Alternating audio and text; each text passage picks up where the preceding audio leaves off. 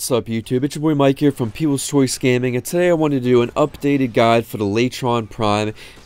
The Latron Prime has been really highly requested of me to cover, and honestly, since update 12 we did get a nice buff on it. This weapon came out a really long time ago, and it looked really cool, but nobody wanted to use it because the stats were really lackluster. It took D many months to finally buff this weapon, but it has happened. And now we got a nice all-around crit on the weapon and a nice buff to the base damage. We got a beautiful status chance, and this weapon is definitely worth testing out. It's a real versatile weapon because it's got that pinpoint accuracy, the higher base damage. You're going to be able to land some pretty big crits and treat it, somewhat as a sniper rifle. Going for them headshots, getting them bigger crits, especially when you got a full damage build on it, you can get some really high damage crits. But then you can also completely switch it up, and because of the decent fire rate and the higher magazine size, you can just spam this weapon into a crowd and just take a whole crowd out, which you can't quite do with the sniper rifle. So yes, some of the sniper rifles probably kind of need a little bit of a buff, but this weapon, the Latron Prime, is right where it needs to be right now. It's the perfect in-between when it comes to versatility, and it's a really sweet looking weapon. I think you guys are really going to like it.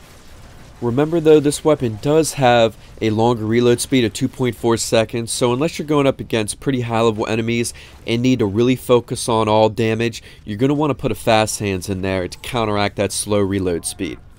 Now guys, we got another weapon that's semi-automatic with pretty good damage, the Grinlock that just came out, or Grinlock, however you pronounce it. And I've looked at that weapon, and it's an alright weapon, and it's got some nicer damage than this, but honestly, with this having the much better fire rate and double the magazine size, I would definitely just go with this over that weapon. You don't need another new weapon, and I wouldn't really recommend getting that. I'm probably not going to do a video on that. And as far as getting this weapon, for a versatile weapon with the fast fire rate, high magazine size, and that can act like a sniper rifle, I would definitely get the Latron Prime. However, if you like weapons like this that can shoot fairly fast, but are mainly meant for them really nice damaging crits, get the Paris Prime. It's just much better all around. Alright guys, let's go ahead and go over your Latron Prime build at level 30. We have a V and a dash polarity to start off, so we want to put heavy caliber in there and one of our elements from our elemental combo. Basis of our build is going to be heavy caliber inspiration and vital sense and point strike for our crit. It's going to bring you to a 37.5 crit chance, about 4 out of 10 times, and a 5.5 crit damage multiplier. Really nice crit damage multiplier ever since the recent buff, and of course the base damage increase. Now for Grenier, high level defense and survival, we'll go with our best combo being radiation, electric, and fire. And you don't really need to switch it out, but if you're someone that doesn't mind doing that, you could switch it out to corrosive, which is electric and toxin when you're going up against Grenier on regular maps, because of different enemy types. That'll be the best combo. Now for the void, I normally like to go with my all-around build that I came up with, the corrosive and the ice by itself. However, we will have to lower the heavy caliber to get that ice on there, and we won't be able to have the full fast hands on there. And honestly, this weapon doing a little bit on the low end of damage when you're not landing crits, this build actually ended up working a little better. I was able to kill the Corpus quicker and easier, and I had the bigger heavy caliber, and I only did slightly less damage against the Grenier. And if they ended up, and normally I like to, the Grenier are really the toughest, and the tier 3 voids, and I want to make sure the build is going to work best for them. And even though I did slightly less damage against the Grenier with the non-corrosive build, if they ended up getting shields put on them from the Ospreys, which happens quite often in the void, this ended up working better since I was bypassing shields. And remember I'm able to get that full fast hands on there as well, and I got the nice status chance buff. So this works really well.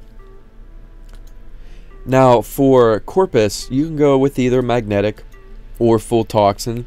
I prefer the full toxin build because we are going to get to use a full fast hands, which is really nice with this weapon. With magnetic, you can get a 2 from the top on. Remember, this weapon has a 2.4 reload speed, and also that nice status chance increase, bringing us to 40%.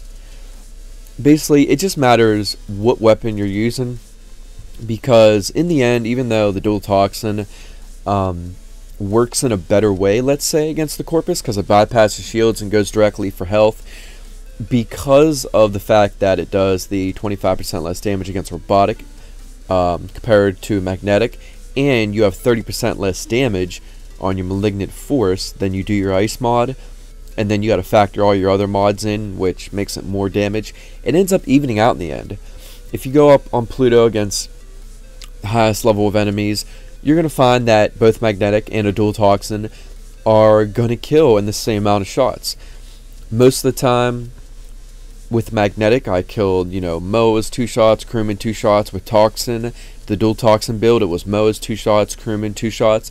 However, sometimes with the toxic build, the Moa's would take 1 extra shot, but sometimes the crewman would also take 1 less shot, as opposed to the magnetic. So in the end, it equals out 50-50.